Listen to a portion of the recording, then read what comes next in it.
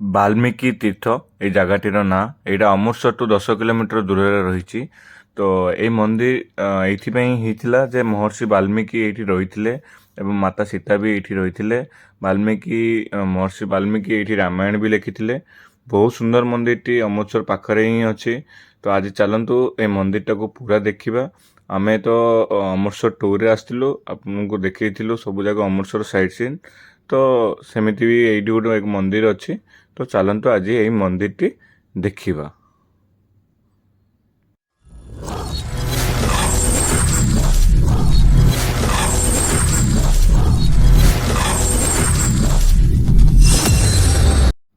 ଦେଖନ୍ତୁ ଆମେ ବାହାରି ଯାଇଥିଲୁ ଅମୃତସର ରାସ୍ତାରେ, ଠିକ୍ ଅଛି। ତ ଆପଣ ଯେବେ ବି ଅମୃତସର ଆସନ୍ତୁ ଏଇ ମନ୍ଦିରକୁ ସେମାନେ ସାଇଟ୍ ସିନ୍ରେ ନିଅନ୍ତିନି, କିନ୍ତୁ ଆପଣ ଯେବେ ବି କ୍ୟାବ୍ ବୁକ୍ କରିବେ ତାକୁ କହିବେ ବାଲ୍ମୀକି ତୀର୍ଥ ଯିବେ। ସତରେ ବହୁତ ବଢ଼ିଆ ମନ୍ଦିରଟି, ଆପଣ ଯାଆନ୍ତୁ, ମିସ୍ କରିବେ ନାହିଁ କେବେ ବି। ଅମୃତସର ଯଦି ଆସିବେ ଏଇଠାକୁ, ମୋତେ କେବେ ବି କେହି କହିନଥିଲେ, ବଟ୍ ମୁଁ ସେଇଠି ପଚାରି ପଚାରି ଯାଇଥିଲି। ଦେଖନ୍ତୁ ଆମେ ପାଖାପାଖି ପହଞ୍ଚି ଯାଇଥିଲୁ ବାଲ୍ମୀକି ଆଶ୍ରମରେ। ତ ଆକ୍ଚୁଆଲି ଏଟାକୁ ବାଲ୍ମୀକି ତୀର୍ଥ କହୁଛନ୍ତି, ଠିକ୍ ଅଛି। ତ ଚାଲନ୍ତୁ ଦେଖନ୍ତୁ ଏଇଠି ଗୋଟେ ବସ୍ ଦେଖୁଛି, ଏଇଟାକୁ ହ ବସ୍ କହୁଛନ୍ତି। ଏଥିରେ ଡବଲ ଡେକର ବସ୍ ଅଛି, ମାନେ ଉପରେ ବି ବସିକି ଯିବେ। ଏହାର କଷ୍ଟ 240 ବି ଆପଣ ସବୁ ପୁରା ଅମୃତସର ସାଇଟ୍ ସିନ୍ କରିବ। ଦେଖନ୍ତୁ ଆମେ ଫାଇନାଲି ପହଞ୍ଚି ଯାଇଛୁ। ଏଇଟା ହିଁ ମନ୍ଦିରର ଏଣ୍ଟ୍ରାନ୍ସ ଅଛି। ଦୁଇ ସାଇଡ୍ ଦୋକାନ, ପୂଜା ଦୋକାନ ଗୁଡ଼ାକ ଅଛି।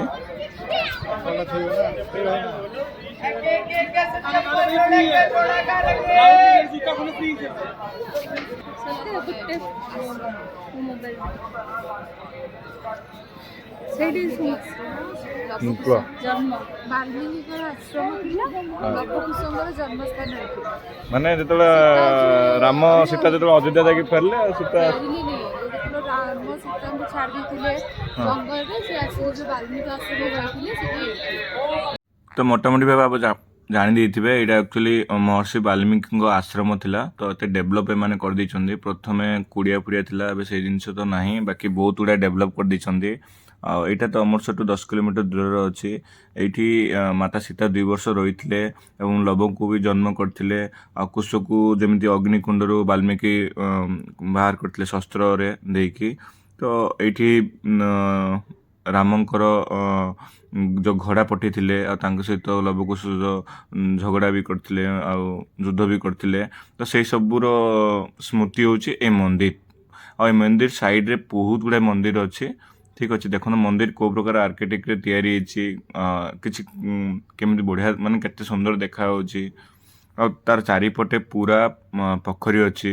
ଆଉ ପୋଖରୀର ପାଣି ବି ପୁରା ଗ୍ରୀନ୍ ହେଇକି ପୁରା ସଫା, ଠିକ୍ ଅଛି। ତ ଆପଣଙ୍କୁ କହିଦେବାକୁ ଚାହୁଁଛି, ଏ ପୋଖରୀ କହୁଛନ୍ତି ସମସ୍ତେ ଏଟାକୁ ହନୁମାନ ଖୋଳିଥିଲେ, ଠିକ୍ ଅଛି।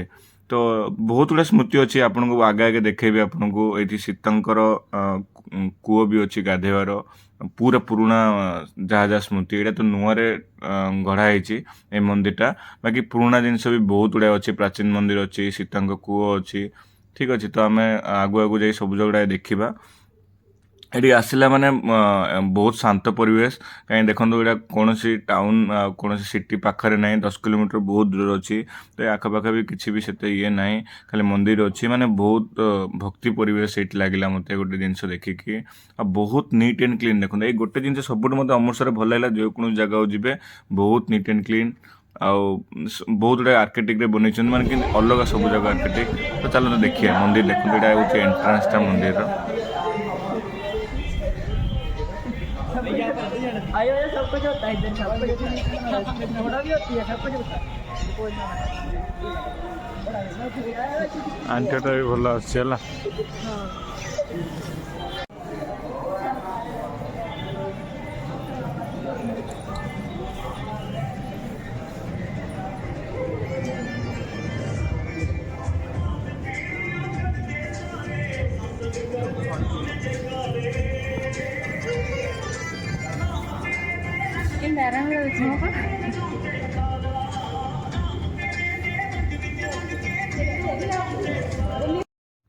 ଦେଖନ୍ତୁ ଏଇଟା ହିଁ ମହର୍ଷି ବାଲ୍ମୀକିଙ୍କ ପ୍ରତିମା ବା ମୂର୍ତ୍ତି। ତ ଏଇଟାରେ ବି ମାନେ ଉପରେ ସୁନା ଛାଉଣି ଦିଆଯାଇଛି, ମାନେ ଗୋଲ୍ଡେନ୍ ପ୍ଲେଟେଡ୍ ବି ଅଛି ମୂର୍ତ୍ତି ବି। ଆଉ ଦେଖନ୍ତୁ ଏହାର ଇଣ୍ଟେରିୟର ବି ବହୁତ ବଢ଼ିଆ ଡିଜାଇନ୍ କରିଛନ୍ତି। ଦେଖନ୍ତୁ ମାନେ ନିଟ୍ ଆଣ୍ଡ କ୍ଲିନ୍ ତ ବହୁତ ସଫା ସୁତୁରା ଠିକ୍ ଅଛି। ତ ଏଇଠି ସେମାନେ ଫଟୋ ଭିଡ଼ିଓ ପାଇଁ ବି ସେତେ ଡିନାଇ କରୁଛନ୍ତି, ମନା କରୁଛନ୍ତି।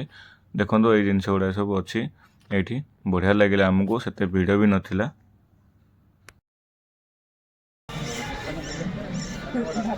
ଦେଖନ୍ତୁ ଅଛି ମନ୍ଦିର।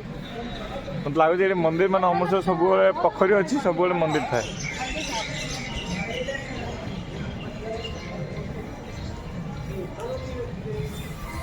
ଦେଖନ୍ତୁ ଏଇଟା ହିଁ ଲବକୁଶ ବାର୍ଥ ପ୍ଲେସ୍, ମାନେ ଏଇଠି ହିଁ ଲବକୁଶ ଜନ୍ମ ହେଇଥିଲେ।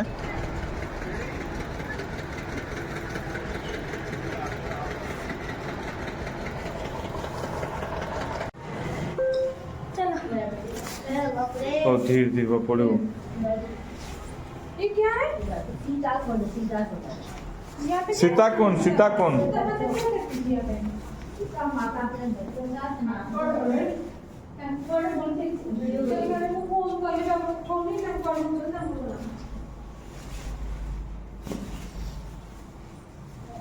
ଦେଖନ୍ତୁ ଏଇଠି ତାଙ୍କ କହିବା ହିସାବରେ ଲବକୁଶ ଗାଧୋଉଥିଲେ ମାତା ସୀତା।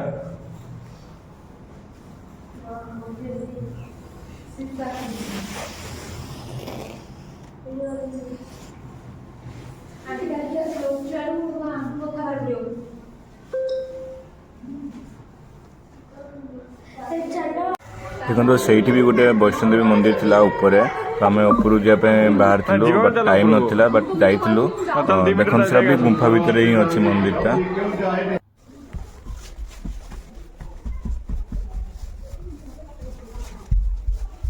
ତ ଏତିକି ହିଁ ଅମୃତସର ଟୁର୍ର ପୂର୍ବରୁ ମୁଁ ବି 2-3ଟା ଭିଡ଼ିଓ ଅପଲୋଡ଼ କରିଛି, ଆପଣ ଯଦି ଦେଖିବାକୁ ଚାହିଁବେ ଯାଇକି ଦେଖିପାରିବେ ସେଇ ଭିଡ଼ିଓ ଗୁଡ଼ାକ।